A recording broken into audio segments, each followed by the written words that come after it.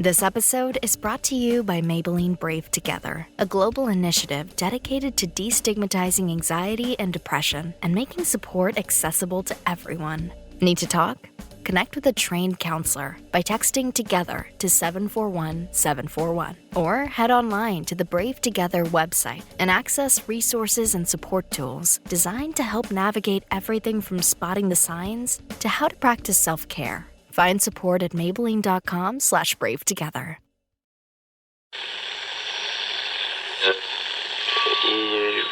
Empire.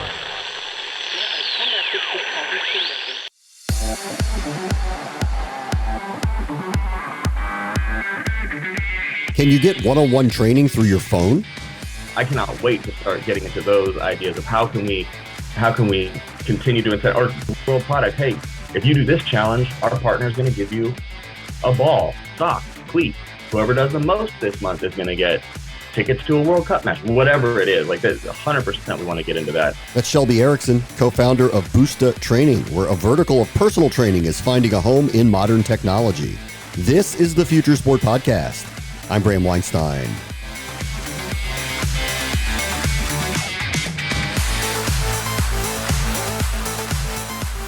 During the pandemic, finding a way to train without access to the usual amenities was an issue.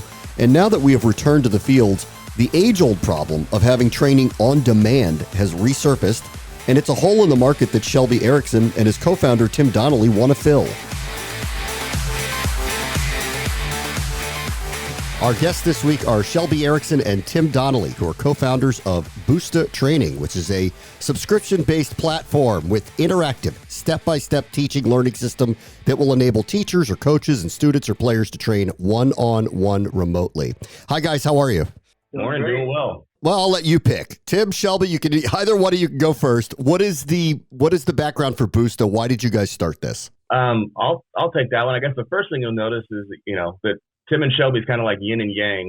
We grew up together, and we've done multiple different ventures together, and all the different ventures that we've done have led us to Boosta. And the simplest reason of why we started Boosta was as two people that grew up playing sports as kids. We started to realize that kids today, the youth today, was really sports wasn't that attractive to the youth. And we started thinking about, like, what are different ideas? And my background was in design, and I was working at Skechers, and some of the projects I worked on that I had the most fun in was with for the youth in our agency. One of our previous ventures, we had a marketing agency, and one of our clients there was Nike. We loved doing projects with Nike, but what we started to see was all these companies, no one's really focused on helping the youth really stay focused on sports. And so we started to really put our heads down and figure out, what's an idea that can help the next generation fall in love with. I liked basketball. Tim grew up playing soccer. And today, with Fortnite and Minecraft, those things are really fun for kids. And sports it's hard to compete. So we started putting our heads down, had lots of different ideas. We had hardware ideas and software ideas. But at the end of the day, the thing that we believe is going to keep a kid playing sports was connecting with a mentor, the right mentor, coach, trainer, that'll help them get better at something. And so we came up with Boosta, a way to, because we saw, like, on Instagram and on social media, that there's all these really incredible teachers and trainers out there, but there's really no way to connect with them, especially in a way that, helps me get better. And I thought, when I was a kid growing up, if I had Instagram and I can see, I collect baseball cards forever, and those are really cool. But if I can only imagine if I had, like, Instagram and got to see Bo Jackson and got to connect with Bo Jackson on a different level. And what would that look like if Bo Jackson could give me an exercise to do, and not only just show me an exercise, but then actually help me get the exercise done, correctly. So that was kind of like the start of what we did, was how can we connect, these people that care about making them better. And that's just kind of the start. Obviously, we have bigger plans for what we're doing, but for right now, that's the main focus, is to connect the next generation with the people that want to help make them better. All right, Tim, that's Shelby's story. What's yours? What's your background on this? Yeah, so Shelby mentioned my soccer background, and that even our last venture, Shelby and I had an experiential marketing agency together. and we were heavily, our sharp point was specifically soccer in the sport, or in North America. And we had, what we were seeing is we were able to see what the Nikes of the world were doing, and some of the other big players, and data tracking and performance and wearables. And Shelby and I had this moment of thinking about what sport had given to us and what we thought meant most to us. And you start to think about your pathway, and you think about great coaches and mentors that got you there. And we zeroed in on that.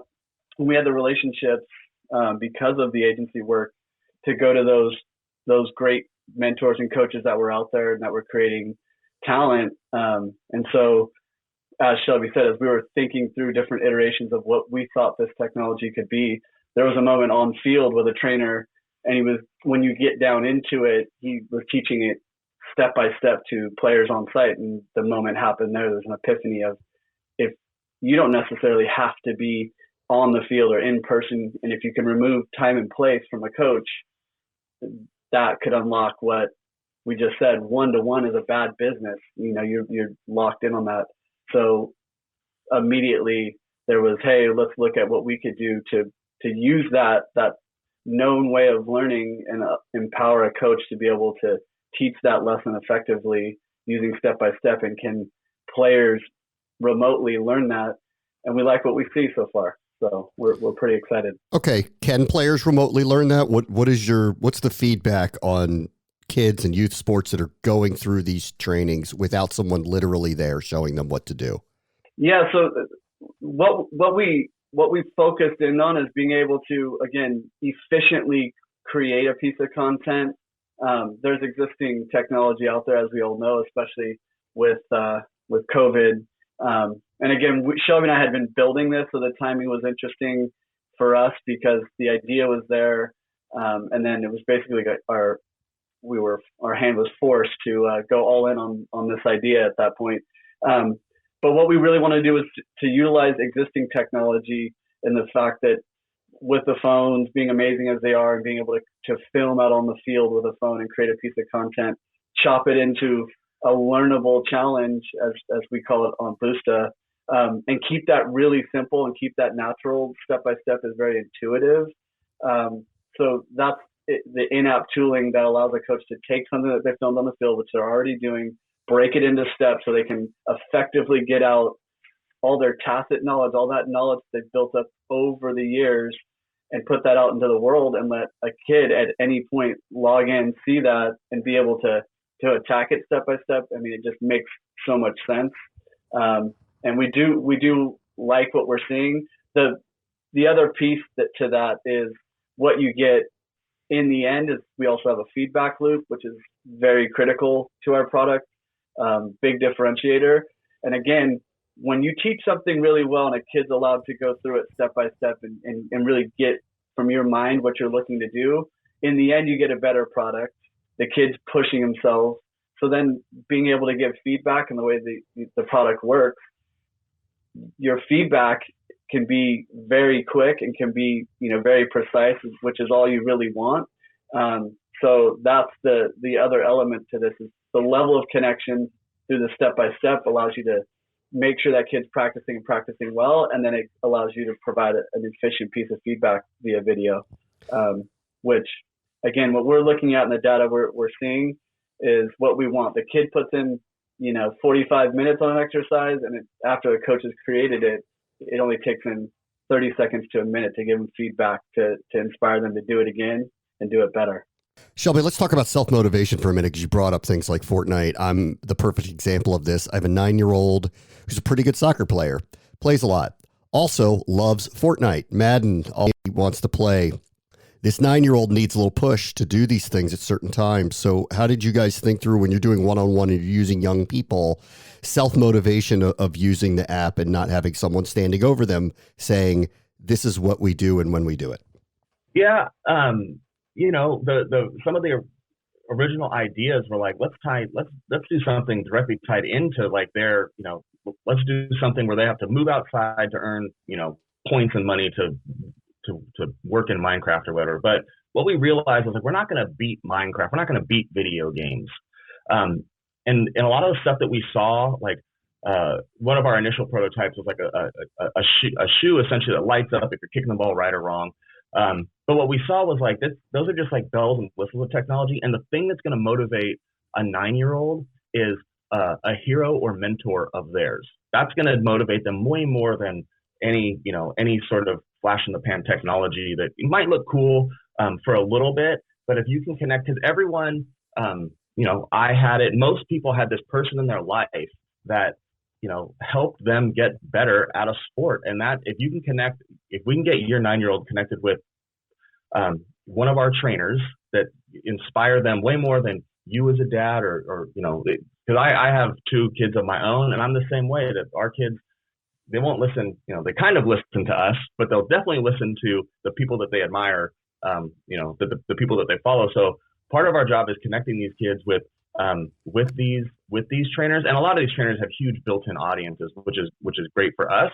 But the reason they have a built-in audience is because they're good at what they do. They're providing, they're making content, and it's not just content of they're actually helping people get better. So that's probably the main way that we're going to help every 9-year-old across the country get motivated, is to connect them with a trainer that cares about making them better. So we provide the technology that makes the trainer. If you think about Zoom always comes up, and Zoom was a way for these trainers to connect with people, but it's hard to do more than one person in a Zoom, like especially if you're doing a training environment. It's really difficult to be able to watch both be able to watch more than one person. But with our system, our trainers can essentially work with an unlimited amount of players pretty effectively and efficiently. And that so now your son can go in the backyard, they get to do an exercise, and that experience is fun. And the minute they submit one, they get to do another one, and they get to do another one. And then when they're ready to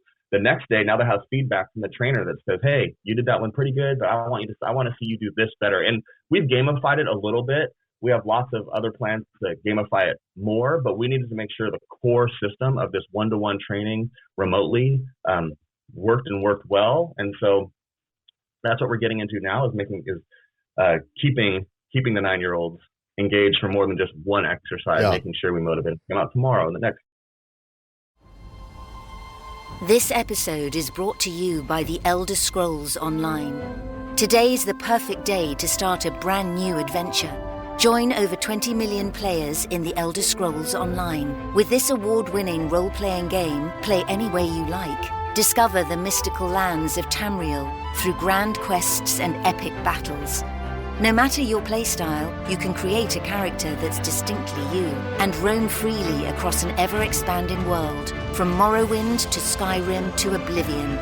You can play solo or with friends. You can even recruit companions to fight dragons. Start your journey with ESO, available on PC, Xbox, and PlayStation. To begin, simply head to elderscrollsonline.com/buy.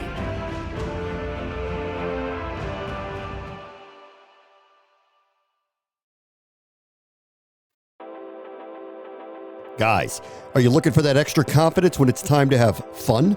Let me tell you about BlueChew.com. BlueChew is a unique online service that delivers the same active ingredients as Viagra and Cialis, but in chewable form and at a fraction of the cost. BlueChew's tablets help men combat all forms of ED. BlueChew is also an online prescription service, so no visits to the doctor's office, no awkward conversations, and no waiting in line at the pharmacy. And it ships right to your door in a discreet package. The process is simple. Sign up at BlueChew.com, consult with one of their licensed medical providers, and once you're approved, you'll receive your prescription within days. And the best part, all done online. Blue Chew's tablets, made in the United States, and they prepare and ship direct, so it's cheaper than a pharmacy. And here's a special deal for our listeners. Try Blue Chew free when you use our promo code FUTURE, F-U-T-R, at checkout. Just pay $5 shipping. That's BlueChew.com, promo code FUTURE, F-U-T-R, to receive your first month free. Yeah, we've talked to a lot of people who've built apps, especially in youth sports, and they all seem to be using the words like utility with them, or incentivizing them, or giving them something, not only just for obviously getting better at whatever sport that they're doing, but there seems to be some kind of reward system attached. Have you all thought through an incentivization model with kids who do perform, particularly well or utilize the platform more often than others? Yep. So right now, currently, the system, we have like a medaling system. So essentially, you go through an exercise and you do, let's say it's a 4-step exercise. You do, you watch a step, you submit yourself doing the step, you watch yourself, submit yourself doing a step, and the trainer goes through and quickly says, they watch step 1 and say, oh, it's a 5-star rating system. Say, oh, it's a 3-star, that's a 1-star, or that's a 4-star. This one, I'm going to give you 2 stars and a video saying, hey, you weren't quite understanding this one right. And then after they're done rating every step, the system awards them a medal based on how many stars they collected. And that's a way for the players to say, oh, I only got a bronze medal, I want to do it again and get a gold, silver, platinum, whatever. And that works really, really well. We 100% want to continue to gamify, and especially with all the, with the Web3 and NFTs, I 1,000% want to get into that space where we're rewarding kids. We're turning their real world activity into digital rewards.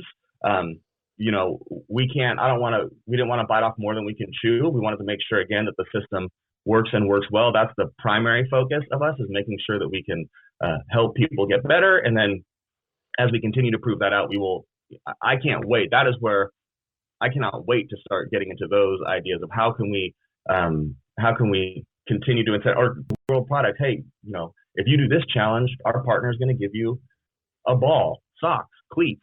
Whoever does the most this month is going to get, tickets to a World Cup match, whatever it is. Like 100%, we want to get into that space. Tim, how do you vet out the mentors? Can you take me through the process of finding who's going to provide the services? The trainers. Yeah.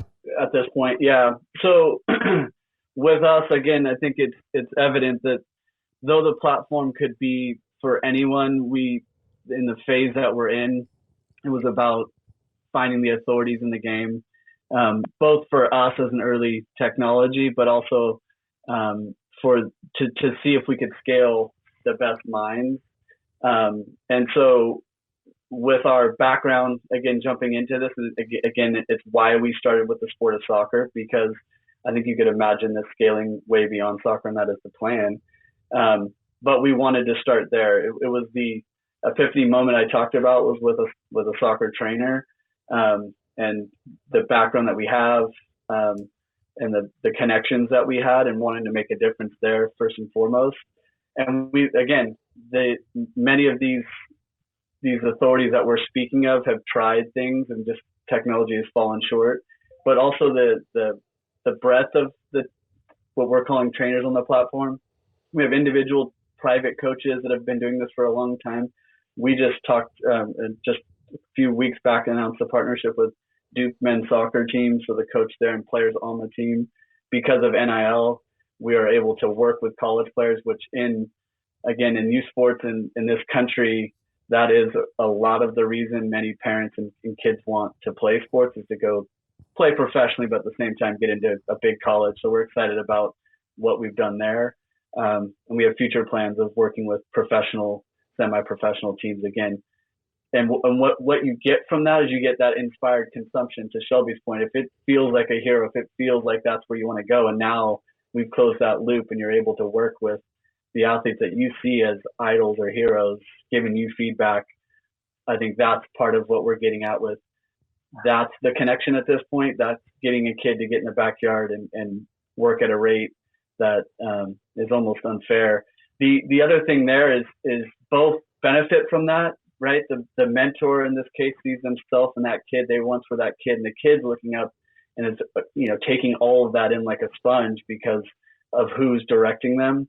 So again, back to why we see that being the hook there and why it's working. Step by step is very natural and intuitive way to approach this, but at the same time, if that kid's doing the work because he wants to have that hero watch him and give him feedback, the performance and the results are strong as well. Do you view this like masterclass? Is that how you kind of picture what you're building here? I think what you're hearing from us is, of course, that's in that world of thinking about the best. The way in which this happens is different. I would say our connection point is what we're excited about, and the idea there is the amount of content that our trainers and coaches create because of the ease of it and because they're out there. It's not a full-on production. We came from that world as well, and know what, filming a heavy piece of content. This is shot on the phone. It's creating, the idea of content and connection and that feedback loop that we're talking about is what's really important. So the content is strong in the fact that the way that you can break down something that you want to teach really well and do it effectively is one thing, but it's the feedback loop. And we say, hey, the more content you create, the more opportunity you have connection points with them. And when we're learning, right, and we can provide data back to our coaches to say, this is the type of stuff that kids like doing. These are the ones that are being done the most. These are the most engaging. So we feel like we're also making them better. They might have data that they've never had before now because of the back end of Boosta being able to give them those metrics. Like what? You're player tracking a little bit? What do you have? Yeah, so first and foremost, just them to be able to understand, let's break things down in 3 steps or 4 steps, not break it down too much. They like doing these types of drills. This is the ones that are doing the most. We are very excited. We have a prototype in place, and we do, of course, imagine a future when we're talking about giving feedback, making that more efficient. So there's accompanying technology. The front end is very simple, and this idea of training step by step. But you can imagine once you have a key video, right? Once that lesson's been taught, and you have thousands of submissions, and over time we're able to track that feedback, we can make coaches' feedback even more efficient into the future. This is something that we need. It's an R&D, and we're sharpening that. But we know that we can get to a place where, again, it's all about making that trainer, when we talk about scale, being able to provide scale. At this point, we know the human element. It's where Shelby and I started this conversation. The human element is crucial. So it's never, we're not too keen on getting to a place where coaches never have to look at things and provide feedback again. But if we can make that more efficient, that's our goal. Okay. Shelby, part of the background of the company as well is that at some point the vision is beyond just physical health, but mental health. Can you speak to that a little bit and how you kind of envision that as part of what you're trying to build? Yeah. So, again, like just going back to wanting to help kids play sports was like the whole start of it. But then what we quickly realized was there's a lot of things that you can learn in this step-by-step fashion. I know a few chords on the guitar, and for anyone that can play any instrument, that it starts the most complex song. You have to learn it, you have to learn it one note at a time, one string at a time. And so there's no reason why we can't apply this technology to lots of different, things you can learn. And so that's what we know that we can't do that until we win in sports, but that is definitely the vision for us isn't just to help kids learn soccer or kids learn basketball, but it is to help if anyone learn anything, in this step-by-step fashion. So yeah, that's, it's really important to us. We think about what would we have looked like if we had Boosta when we were 10 years old, as someone who grew up with not much, I remember I got really bothered one day when I thought about, the only way that people become professional or to become professional in something is a lot of luck involved. You have to hope that, if your kid likes baseball, you have to hope that your town has a good baseball program, hope that you can afford that baseball program, hope the coaches care about, developing the player. And we just thought, man, we live in the future. Why is that still a problem for today? So let's just help connect, not just trainers with kids, but if someone out there wants to help me play the guitar better and I'm passionate about learning the guitar, I want to find that right person, not just hope that that person's in my town. And we believe we have the system that does, that can do that. So whether it's, we have education in mind. There's lots of things in the education space. Math is a really good example of something that you have to, you basically learn it step by step. But that's the idea there, is that anything that you can learn step by step, we want to help people do that. Tim Donnelly and Shelby Erickson are the co-founders of Boosta Training. Thank you both for joining us. Thank you. Thanks, Bram. On the next Future Sport podcast, the age of predictive modeling is finding its way into big-time sports broadcasts. I became an engineer who wanted to solve the big problems. And so I took this aha moment, applied it to sports, and realized that we needed to harness that data coming from the field in order to give fans like me and others a way to engage in the next sport or in the next play. And that's exactly what I did through machine learning and AI. That's Kelly Prack, co-founder of NVenue, who has taken her love of sports and background in building functional algorithms to the major league telecasts. That will do it for this episode. As always, the future is now. This is the Future Sport Podcast. I'm Bram Weinstein.